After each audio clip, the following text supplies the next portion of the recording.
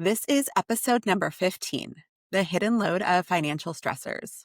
In order to tackle this important topic, I am thrilled to welcome Dr. Elisa Chiang. Dr. Elizabeth Chiang, also known as Elisa, is a oculoplastic surgeon and certified life coach who helps physicians to achieve their financial goals. She believes financially smart doctors are more empowered to negotiate how they can practice medicine on their own terms.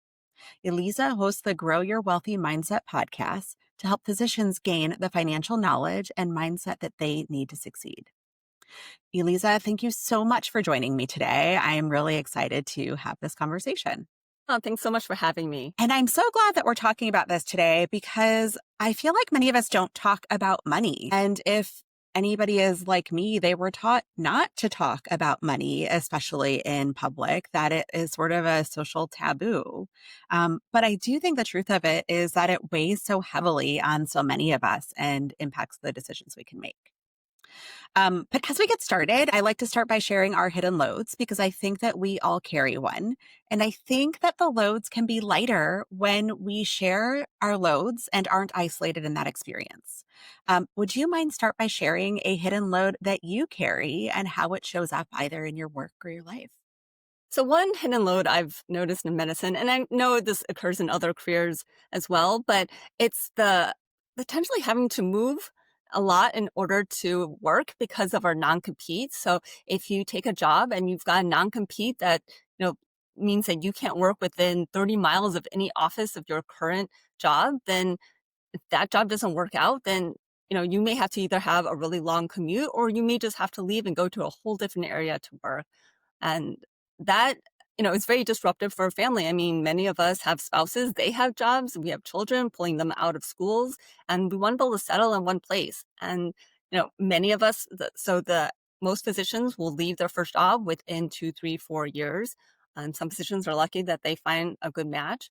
And then there's also just the fact of like, if you want to be at a location, like the ability to find a good job match for whatever specialty you have at the location that you want to be in can be really rough. That is such a good point. I hear people talk about non-competes a lot and how limiting it is. I am fortunate to live in a city where there are lots of places nearby. The non-compete has been fairly small, but have you had a non-compete that has been huge? What is the biggest radius that you have had to avoid with those?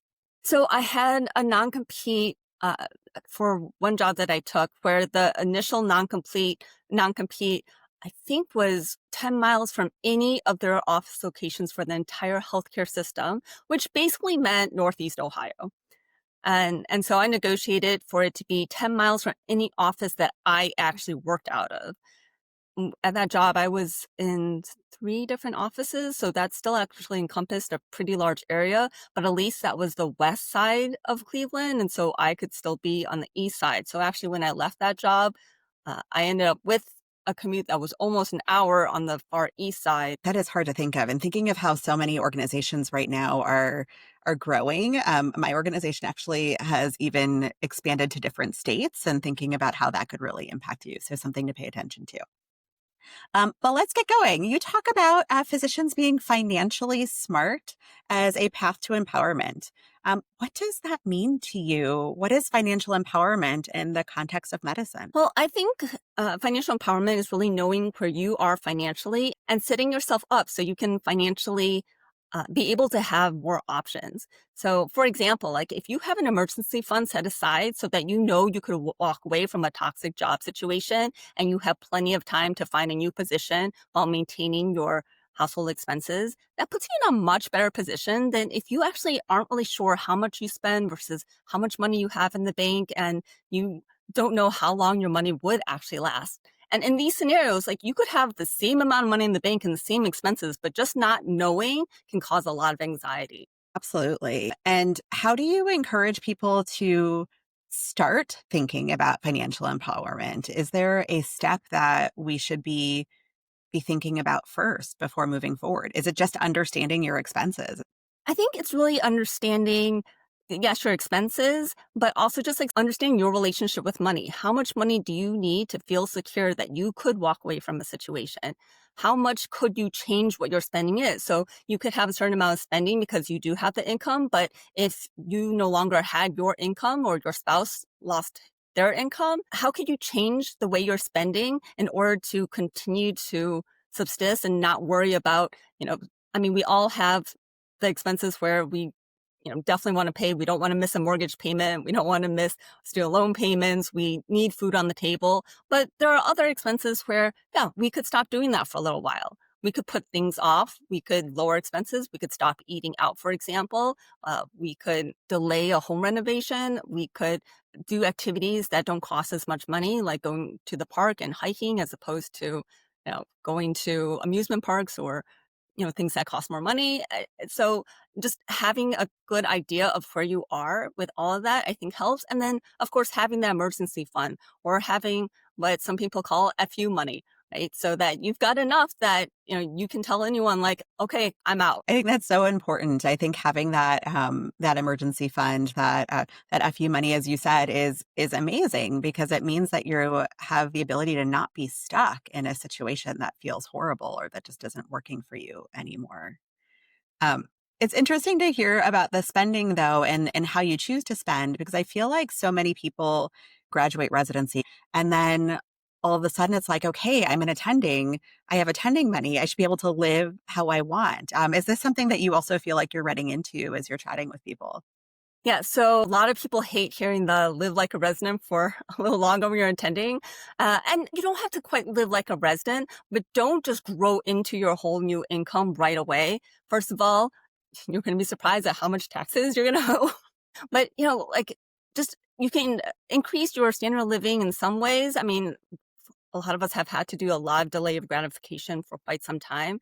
But you really want to think conscientiously of how you're spending money. And the biggest things I tell people is really, I mean, continue to rent until you absolutely know that you love your job and you're going to be there for the long run. Because most physicians leave their first job within 2, 3, 4 years of working there. And so you may stay in the same area, but like I talked about with my hidden load and non-competes and all that, you may have to move. If you bought a house and then use the physician loan, so you put 0% down, well, to sell that house, you've got closing costs and now you're paying your realtor and the buyer's realtor. So you may, if you don't have a down payment and you don't have equity and appreciation may not have happened during the time period until you're looking selling, you may actually have to take a loan out in order to sell that house to go somewhere else. And I know physicians who've had to do that. So you really want to wait to actually buy a house until you know that you're settled in your job, you're very happy there, your spouse is happy there, you know the neighborhood, you like the school system. If you have kids or are going to have kids, they're going to go to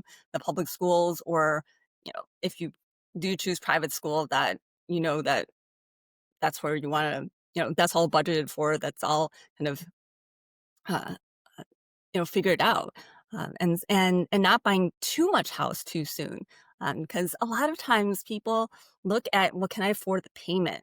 And you may think you can afford the monthly payment, but then something happens and income decreases or someone loses their job, and now you still have this payment.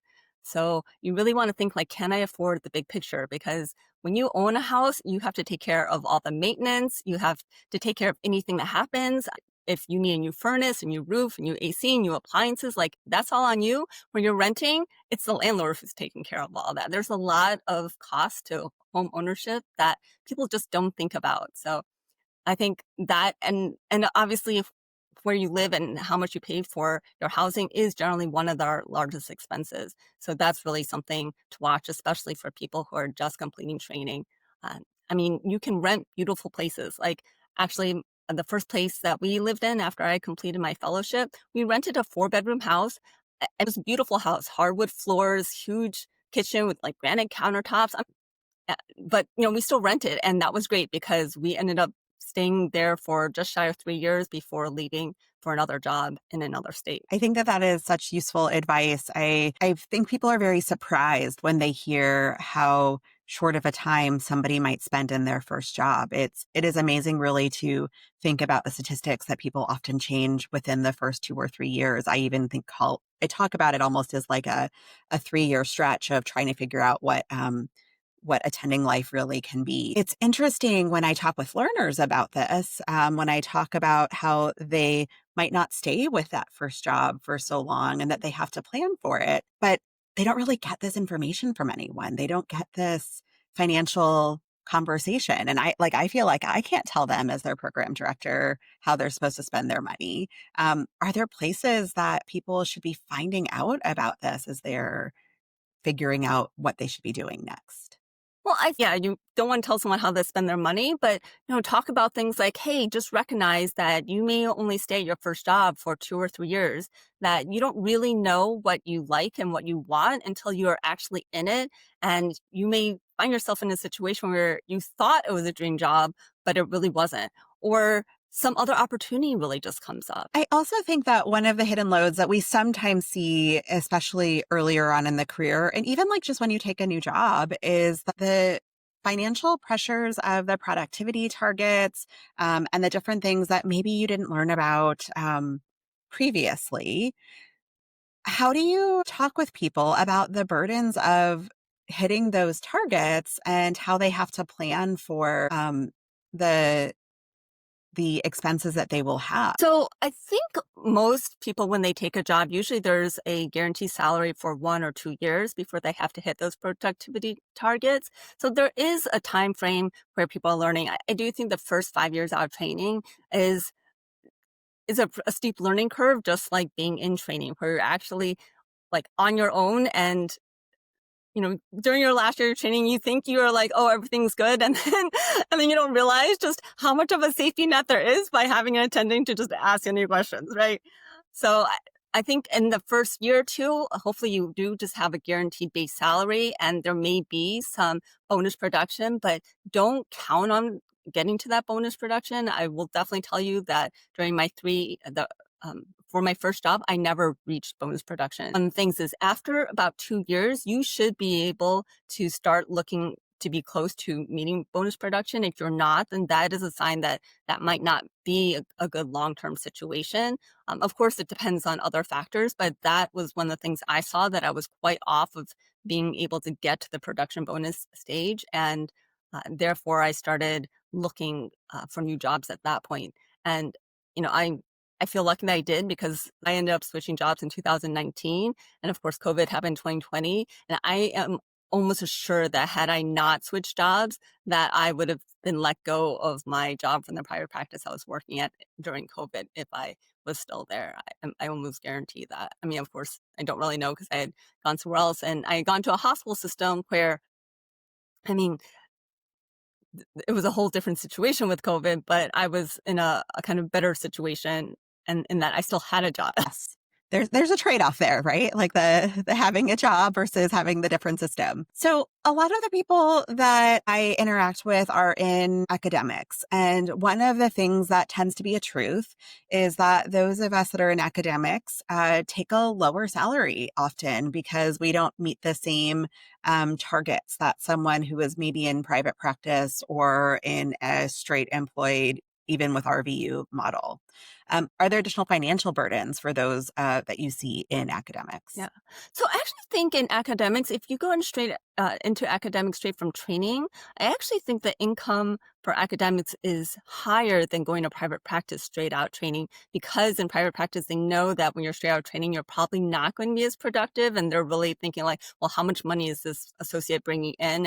And that will kind of determine somewhat what you get paid. Whereas in academics, there's more of a scale where they're kind of using MMG numbers or whatnot. Because I will say that when I was looking at my job offers right out training, the academic positions actually were higher. Now, that being said, I think over time, definitely in private practice, once you get efficient and really productive, then in private practice you do tend to make more in academics, and that's because of that efficiency difference. Because in academics, you're spending time teaching, you're spending time doing research, and that's time that you're working, but you're not bringing in income, or you're not bringing in money into the system. And so in the end, what you're getting paid is a portion of what you're bringing into the system. And so the time you spend teaching, the time you spend research, you're not necessarily bringing money in. So, but the good thing is that as physicians, even physicians in academic centers, we're still paid relatively well compared to, I mean, especially if you look at, the median American family. And when it comes to building wealth, it's really not about what you make, it's about what you keep and how much you use what you keep to grow and get your money working for you. So you could be making $1 million a year as a private practice person, but if you're spending it all, you're not building wealth. Whereas you could be making $200,000 in academics, but if you're spending $120,000 a year and you're able to save and put away more for uh, into investments, then you can really grow wealth.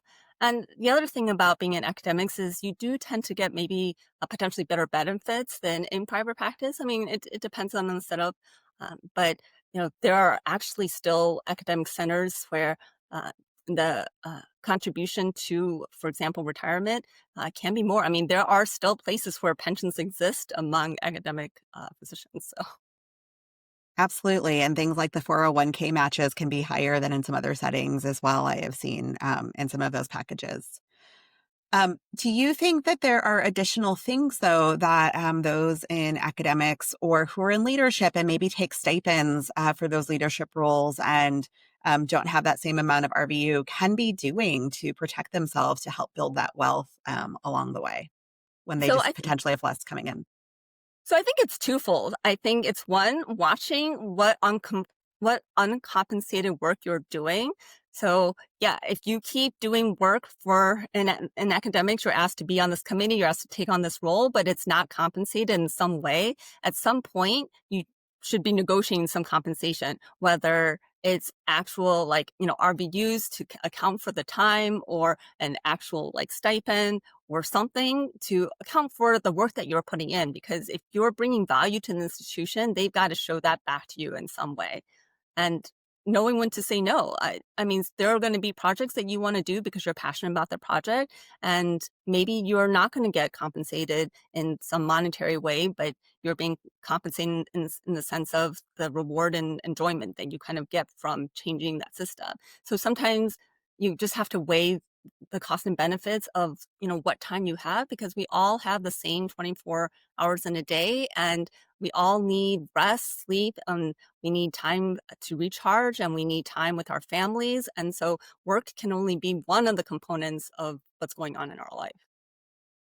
Absolutely. I think that that really hits on something that I talk about with people a lot is can you find that thing that fills your cup, that helps you keep going? That might at times be more valuable for you than the things that don't, that you get paid for. If they make you miserable and you hate doing them every day, you're not likely to do them. So you might as well find the things that bring you joy and potentially help you advance in other ways within that role. One of the things I like to talk about with people is boundaries as a form of time and energy management. How do you find financial boundaries fit into that picture? Yeah. So in the book, Your Money or Your Life, it's basically the premise of the book is that you are trading your life energy for money when you're working, right? Yeah, because and we often link time with money, like Hmm. how many patients we can see an hour, so how much money we're bringing in, how much we're paid to do our work. If depending on our specialty, I mean, it may be people who work locum. Sometimes they're really paid per shift a certain amount of payment. So how many shifts they're taking, and they're trading that life energy working those shifts in order to get that income. So there is a clear relationship with time, energy, and how much we work. And sometimes it may be worthwhile to work a little bit more so that you can save and invest, or maybe it's to pay for something like go on a bucket list dream vacation that's really going to recharge you. And other times we have to watch to see, like, is it really worth our energy in order to work that much more in order to make that? Because if we're sacrificing sleep or we're sacrificing time with our family and that relationship, then it may not be worthwhile. Absolutely. And then How do you recommend as leaders or as educators that we model healthier financial perspectives for our team members and for our learners? Yeah, so I mean, we talked before, it's hard. You don't want to tell Yeah. people how they spend their money. One thing I like to do when I'm teaching with the residents is I will talk about like the job search and what to look for and different things to think about. Because a lot of times our trainees, they're really seeing kind of, what we call the ivory tower, right? Hmm. What academic medicine looks like. So I actually volunteer with the Cleveland Clinic residents where I do a wet lab with them twice a year. And during that wet lab, I like to talk about things like, jobs uh, and looking for jobs and the job search, as well as talking to them about money and finances and things they should be doing. I think it's really important that all physicians have own occupation disability insurance, and the best time to get that is in residency. So, as an attending, talking about that with the residents, if you're at an academic institution that has a guaranteed issue disability plan, which at Northwestern, where I did my residency training, you could get the guaranteed issue during your last year of training. And I definitely needed it because I had a medical condition where I was able to get disability insurance, but it was capped at 5 years. So if I really became disabled, at a younger age, it would only pay 5 years and then it would not pay anymore. So I was able to get that guaranteed disability, own occupation disability plan through Standard, which is a really good company, and actually have that more solid um, coverage. Because, one of our greatest assets as physicians is our ability to work and practice medicine. And that's something that we really want to protect with that own occupation disability insurance. So I really encourage every resident to get it. And the thing is, residents are young and healthy and they think they're invincible, Sure. and then something happens to your health, right? And I remember as a medical student, one of the emergency medicine residents he was telling everyone, you have to get your own occupation disability insurance because he had some heart issue come up, and yeah, he was no longer able to get it for himself. And, when you leave and you've got, multiple six figures of student loans, Hmm. if you can't work as a physician, like, how are you gonna pay that off, right? Uh, and so I think that's something that's easy for attendings to talk about with their trainees. And then, um, you know, it's also talking about things like billing and RVUs and collections and what all that means and kind of the business side of medicine. Until recently, most physicians either work for themselves or work for another physician. And it's only really changed in the last 5 years where now more physicians work for a healthcare system or a hospital system or even private equity instead of working for themselves or another physician. So we've really gone from being physicians being small business owners to physicians being employees and not necessarily knowing all the ins and outs of the business of medicine. But it is important, even as an employee, to understand that because how we're compensated still is a part of the business model, right? And there are actually some physicians that get compensated more than the money they're really bringing in because all the testing they're doing brings the hospital money. So, I mean, the whole healthcare world in terms of insurance and payments is really out of whack. But the more you can understand that, the more you can understand like what value am I giving that's bringing in money into the system, and how can I get a part of that? So I do want to echo that the disability insurance and say that not only some institutions are providing it for their residents or providing that option for their residents. I've started to see professional organizations doing that as well, as I think professional organizations are advocating for their specialty. So it's something to look out for. But I think that what you just spoke about is a lot of understanding your value in the system, especially if you're employed, understanding what you're bringing in, and I think that understanding that value is so powerful when you are able to negotiate not just for your salary, but to negotiate for your flexibility or other benefits that helps you feel like you can live the life that you want to, which is part of what we're doing with money, right? Is setting ourselves up to be able to take care of ourselves and live the life that we want to. Yeah, There, and I'm so glad that you said that because it's not just about money. It can also be about what other things that you really want. maybe your institution can't give you more money, but they can give you more flexibility. They can change your schedule. Like maybe you want to be able to drop your kids off at school or pick them up. Maybe you can shift the hours that you're working, such that maybe you're even still working the same number of hours, but it's something that fits your family and your lifestyle much better. Or maybe you'd rather just have more time off or be able to take longer vacations. Or, I mean, there are so many different things that you can negotiate for. And it's not necessarily about the money. It's about what do you want? What do you value? What would make your life better?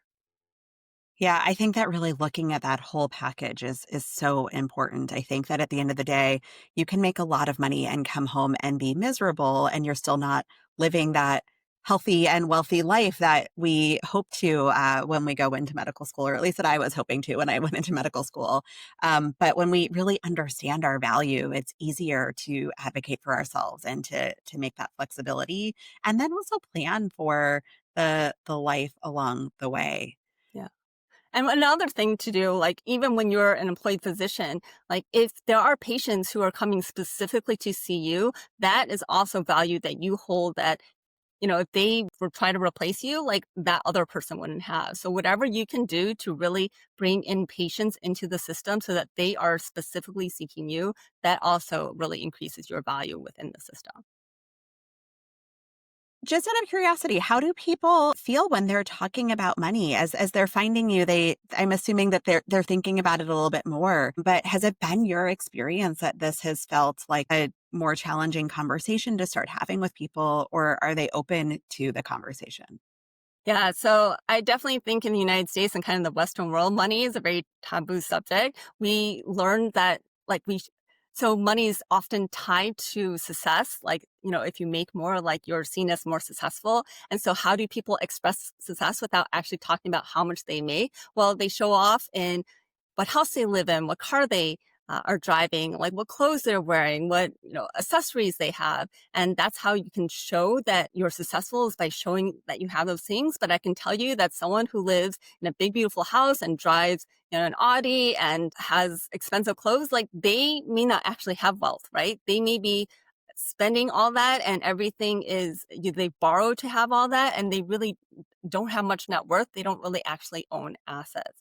And so really, when it comes to living a rich life, you want to think about like, what do you value and where do you really want to put your money to, right? Do you actually value driving an Audi or a Lexus, or do you feel like, oh, I'm a doctor, I need to have this kind of status? I'll tell you, I drive a Honda Civic because I value a car that will get me from point A to point B safely and reliably and is comfortable. I mean, I got a cool high-end Honda, right? It's got leather seats that heat up. But I remember I did test drive, Mercedes-Benz and Lexus and Audi when I got my current car as intending. And I could barely tell the difference of that, like how much nicer it drives, but I could certainly tell the difference in how much I would end up paying for that car. But what I really do love is I love to travel. I mean, I spend a lot on travel. It is by far my largest line item budget in my spending plan. And sometimes it's luxury travel, but sometimes it's just I want to go see like different places and lots of different places, and I want to be able to travel a lot. And that's also a reason I work part time is because no one wants to give me as much vacation time as I want. Oh, so that, that's where I spend my money, but there are other places where I really don't spend very much. Like when we're not traveling, I'm not eating out very much. We really just cook at home, and I find that healthier and certainly better on the budget. And then when we do go out to eat, it's for an occasion or it's to meet up with friends. It's not we're not just getting takeout. We're just not using like buying food as convenience. And I'm not saying that's wrong. Like if you're someone who hates to cook and you value just someone else cooking and making that food, that might be where you spend your money. I know a lot of physicians who, like me, love to travel, but I also know physicians where they're like, yeah, like travel is just not my thing. I'm a homebody. I like to be at home. And so they have other things that they want to spend their money on, but don't really think about what brings joy to you when it comes to spending money, not what you think society pinholes you at. Because, we often talk about like the doctor house, the doctor car. Well, none of that's necessary, right? Yes, you need a place to live, but it doesn't even have to be a house. If you're a single person, maybe you like living in an apartment so that you don't have to deal with a yard and everything's taken care of. I mean, it could be even a luxury apartment where you have a pool and a gym like downstairs so that you don't have to go anywhere from it. And there's nothing wrong with that. There's nothing that says that you have to live in a house, right? Absolutely. And that pressure that sometimes people feel to live that doctor lifestyle or to express outwardly that they've made it, um, it just adds to the load of trying to live up to everybody else's expectations. And that doesn't buy happiness. You really have to figure out what is good for you as an individual. Um, so I'm curious, what is the biggest mindset shift that you find when you're working with your clients that they have when it comes to money and or self-worth? So one, depending on the person, is not tying debt to self-worth. There are many physicians where they feel like, oh my goodness, I shouldn't be in this kind of debt. Like I should have known better. Just because we're physicians, yes, we're smart, but doesn't mean we're smart about money. It doesn't mean that we've learned about personal finance and making budgets or spending plans and how to stick to them. And there's so many things to buy in the world that it is easy to just keep spending it until you're like hundreds of millions of dollars, which we physicians are not in that that league Hmm. of money. Like it is very possible to overspend, and just like it's possible to overeat. And it's like you don't shame someone who's overweight. Don't shame someone who is in debt. I mean, debt is a neutral circumstance, and but at some point you got to figure out how to deal with that debt.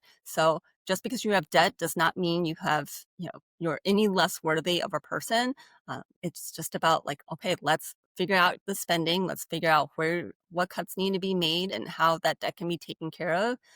And for some people, it's really just even the education debt. So Hmm. somewhat unavoidable, unfortunately. Part of going to medicine, if I mean, medical education is just expensive in our country, unfortunately. Like if you've got $250,000 in medical education debt, like that's actually normal. I think I can't quite remember what average is, but that's close to the average. Absolutely. And I think that that is such an important point right this moment in time, too, as we're unsure how medical education debt is going to change over the next couple of years. So I think that that's an important point to highlight is that just because you have debt does not equate with your self-worth. It does not equate with how successful you are. This is just something that many of us in medicine do have to incur in order to get through our training. And even the years after our training, people have to take out loans for the application process sometimes and all of the pieces that come with going into medicine. So just want to echo that in case people are feeling like that is something that they're living alone right this moment. Is there a lesson that you learned along the way that you wish you would have learned earlier in your career that you want to make sure others can benefit from? Yes.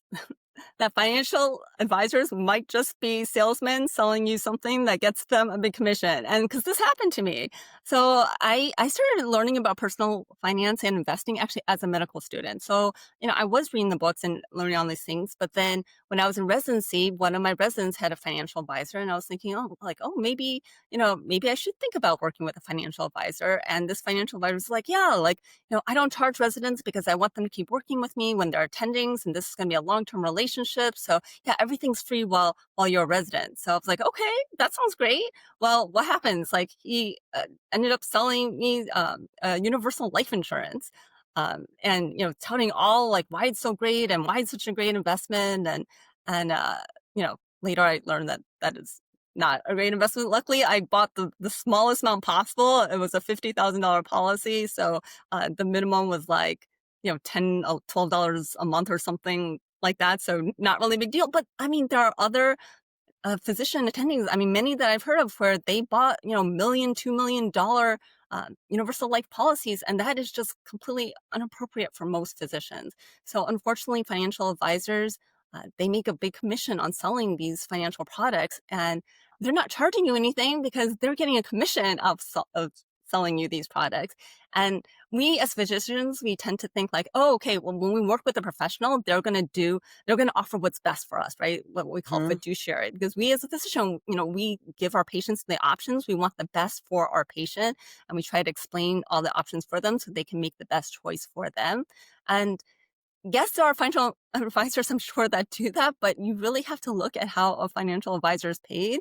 And unless you're paying them a actual fee for their advice, they're getting paid somehow, and that might be through commissions. And so they may be showing you things that they may even believe it's a good product because they've sold themselves so much on this product so that they can sell you this product, but really it's not necessarily what you want to be investing in. So really, I think everyone, not just physicians, everyone really needs to learn at least a minimum baseline of personal finance and get financial literacy, because no one cares about your money more than you do, or maybe your spouse. But even like if you're married, you shouldn't just have your spouse taking care of all of it. The two of you need to work together and talk to each other, because if anything, at some point, let's say, like, yeah, you have a long marriage, you're always together and everything's great. Well, eventually one of you is going to pass before the other. And you don't want to be trying to figure out the finances if, like, the Right. one who passes first is the one who's been taking care of it all that time. Absolutely. I think that's an important point. We do often think that everybody has our best interest at heart because we go into this with a caregiving mentality. We go into medicine with that, but that's not the same for every single profession. And so it is an important point to keep in mind. Okay.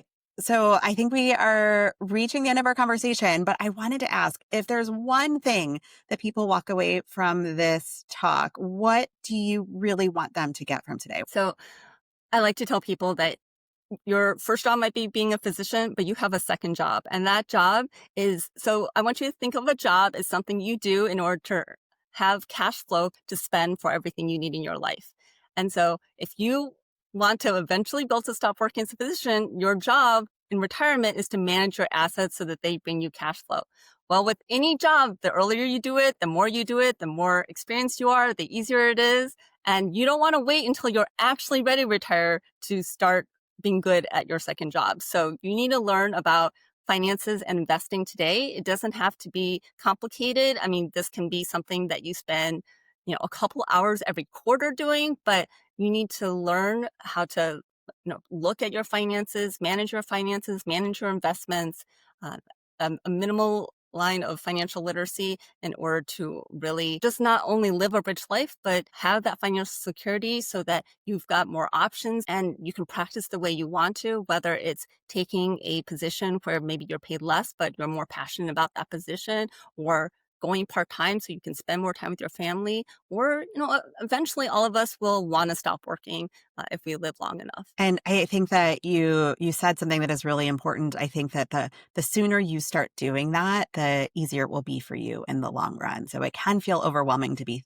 thinking about this if you don't know where to start with your money and your assets. But the sooner that you start thinking about this, or the sooner that you make even small movements, the greater growth that you can have over time.